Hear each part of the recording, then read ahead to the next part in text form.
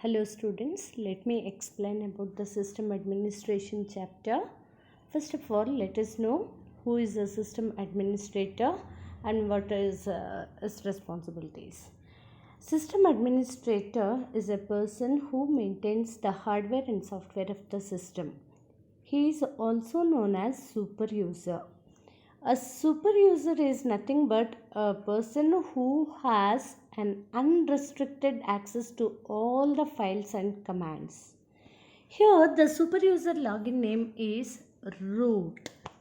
There are two ways for acquiring the super user status. First one is to log in into the console directory as the root, and second one is to execute the su command after logging in under a different name. Coming to the root. So Unix provides a special login name called root for system administrator. The password of the root or the super user must be set at the time of the installation itself. Here is the general syntax to login as a super user. Login we have to mention as root, login name, password. So whatever the password will set there, it will not be visible. After giving the password, a pound symbol appears which represents the root or the system administrator. Coming to the second one, that is a su command. Su command is used to acquire the status of the super user.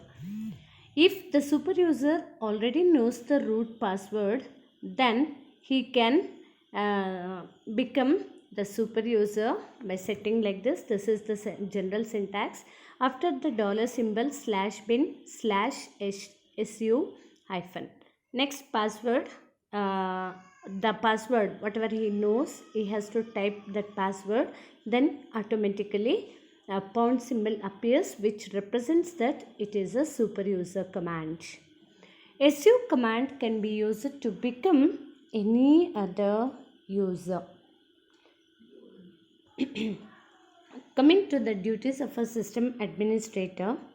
So the system administrator will be having so many responsibilities. So the main responsibilities or the main duties of the system administrator will be starting and shutting down of the system, user management.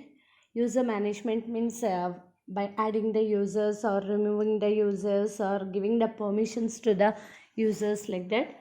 Disk space management, a backup and restoring facility, management of all the file systems, devices and the network services, monitoring the system activity and the security concerns, responsibilities assigned to the users, hardware responsibilities, managing the mails and the UUCP services. These are all the duties which are taken by the system administrator, and he has to manage all these responsibilities.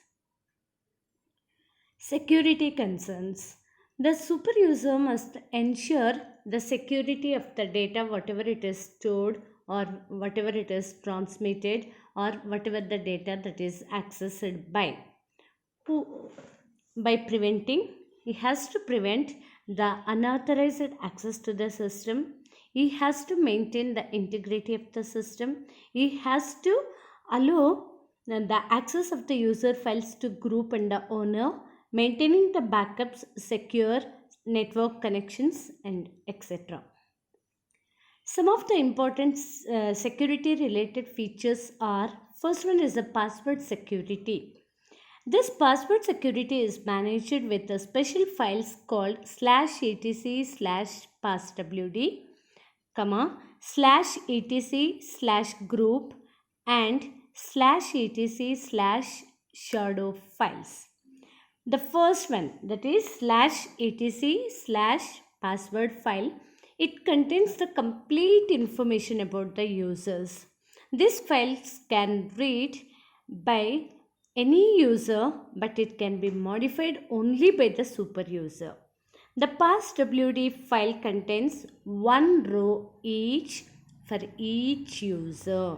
Each row is made up of 7 fields which are separated by the colons. Here is the general format of each row of the super user. Login ID, the password, user ID, the group ID, user information, home directory and shell. These are the different fields that are present in the each row. Second one, /etc /shadow. See, for every row in the /etc/password file, there is a corresponding entry in a /etc/shadow file.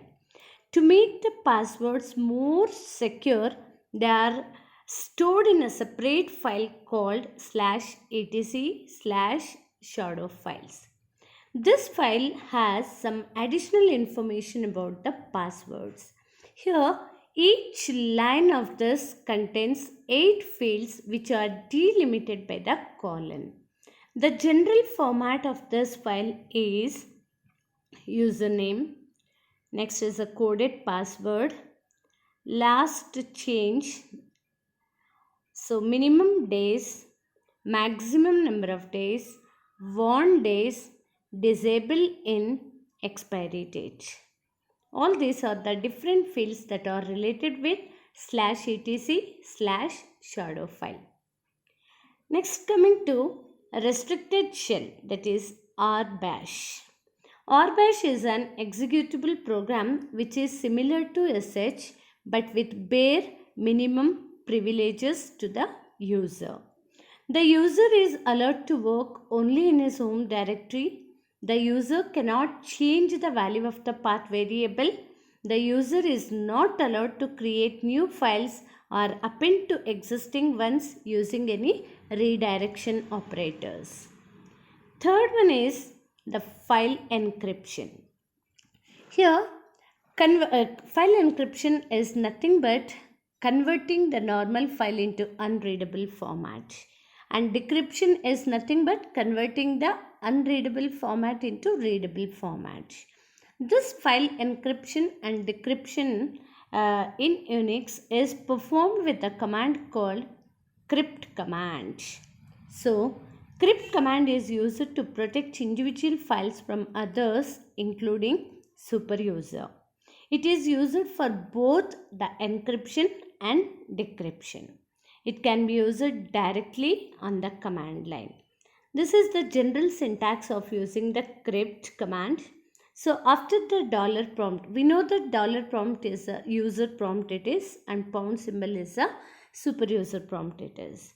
So here crypt is the command name, xyz is a key, test, next test dot crypt, which is the file name. Test.crypt is a file where this encrypted content will be stored. So here so here according to this syntax whatever I have given here, it encrypts the file, that is test. Test is the name of the file, using the key xyz. Here xyz acts as a key, test acts as the file, and text.crypt acts as the destinated file where this encrypted content is stored. Next is accessing the file systems. Here the file systems are created on the disks. The physical organization of the file system on a disk is as shown in the diagram. So this file system consists of the different blocks like boot block, super block, inode block, data blocks. Boot block contains bootstrapping program. Super block contains statistical information about the entire file system. Inode block contains an inode entry for every file in the system. And data block contains the data to be stored. Coming to the user management, the normal duties of the system administrator includes the adding and deleting of the user or group from the system. Adding the user account, the addition of a new user account can be done either through a shell script or by editing the /etc/passwd file. to add a new user called DEPT. Example, now DEPT is one of the user, and to add this user we have to follow the following steps. First is edit the file /etc/passwd using any editor such as the VI editors. Next, second step, add the following line what I have shown in the down, that is department, two colons I have given, 105 colon 2 colon Department of CS colon /home /DEPT colon /bin/sh, where department DEPT is the login name, double colon represents blank, 105 is the user ID, 2 is the group ID, DEPT of CS is the user's home directory, colon /bin/sh is the user's shell. Third step, home directory of the user is created using the mkdir command. So by using mkdir command, home directory of the user has to be created. Fourth step, to change the owner of the department. Okay.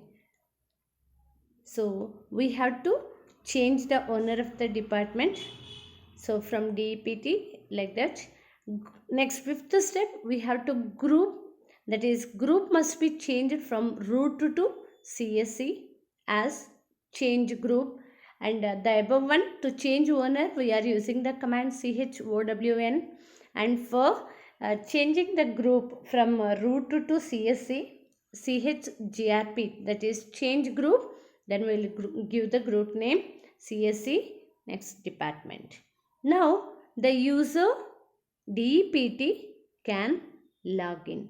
These are the steps to be followed while creating a new user. Next, in order to remove the user, that is existing user account, so the system administrator, what he will do? He needs to delete the corresponding record of the user from /etc/passwd file. So in order to perform this removing a user account, the commands used are this pound is the super user prompt, rm is a command which is used to remove, next space -r, next space DEPT. Now DEPT is a user which is deleted or which is removed.